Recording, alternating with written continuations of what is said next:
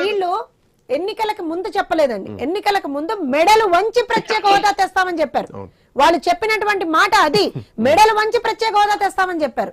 ఎన్నికల తర్వాత మాట మార్చి రిజల్ట్స్ వచ్చిన తర్వాత అక్కడ నిలబడి ఏమన్నారంటే మనకి మొత్తం రాలేదు కాబట్టి మనం వీ కెనాట్ డిమాండ్ అని చెప్పి ఎన్నికలు అయిపోయిన తర్వాత రిజల్ట్స్ అయిపోయిన తర్వాత ఢిల్లీలో ప్రెస్ మీట్ పెట్టి ఒక్కసారి ప్రెస్ మీట్ పెట్టారు ఆయన, తర్వాత ఎప్పుడు ప్రెస్ మీట్ పెట్టారు ఈ మాట అన్నారు. ఇంకొక విషయం ఆ రోజున ప్రతిపక్షంలో ఉన్న వీళ్ళు అధికార పక్షంలో ఉన్నటువంటి మమ్మల్ని మీ దగ్గర అంతమంది ఎంపీలు ఉన్నారు కదా, మా దగ్గర 6 ఎంపీలు ఉన్నారు, అయినా సరే మేము రిజైన్ చేస్తాం, ప్రత్యేక హోదా కోసం మేము రిజైన్ చేస్తాం, రిజైన్ చేసే దమ్ము మీకుందా అని చెప్పి రోడ్డు మీదకి వచ్చి నానా హంగామాలు చేసినటువంటి వీరు మరి వాళ్ళ మీ దగ్గర 20+ ఉన్నారు కదా, మరి మీరెందుకు ఇవాళ ఆ మాట మాట్లాడలేకపోతున్నారు?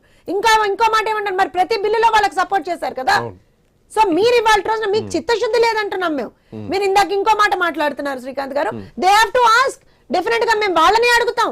రాష్ట్రంలో అధికారంలో ఉన్నటువంటిది మీరు అసమర్థంగా ఉండి మీరు ఇన్ఎఫిషియెంట్ గా ఉంటే ఖచ్చితంగా కేంద్రంతో మీరు ఏ విధంగా అది మంచి టర్మ్స్ లో ఉండండి, కొట్లాట అవనియండి, ఏదైనా సరే మీరు ఎలా చేయగలుగుతారు?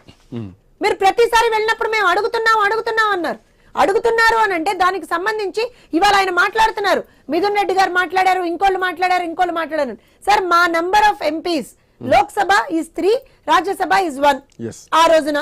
అయినా సరే ప్రతి ఒక్క అవకాశం దొరికిన ప్రతి ఒక్కసారి కూడా మేము ప్రత్యేక హోదా గురించి మాట్లాడాం, రైల్వే జోన్ల గురించి మాట్లాడాం, అలానే ప్రతి ఒక్క విషయం గురించి మాట్లాడాం. ప్రతి ఒక్కసారి కూడా కేంద్రంతో మేము ప్రతిసారి కూడా we have been asking about all the things that are required for the state of Andhra Pradesh. మేము ఎక్కడా కూడా వెనకం చేయలేదే. మేమేమంటున్నామంటే మీరు ఇవాల్టి రోజున వచ్చి ఇంకా కూడా పవన్ కళ్యాణ్ గారు చేయలేదు, చంద్రబాబు నాయుడు గారు చేయలేదు అంటే మేము అధికారంలో లేవు.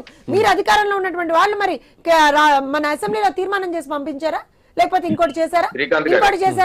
ఏం చేశారు? ఇప్పుడు it is a blame game. ఇవాళ వాళ్ళు వచ్చి మళ్ళీ ప్రత్యేక హోదా ఒక ఎండమావని 5 సంవత్సరాల తర్వాత ఇవాళ వచ్చి మాట్లాడుతున్నాడు. మరి జగన్మోహన్ రెడ్డి గారు అసెంబ్లీలో 5 సంవత్సరాల తర్వాత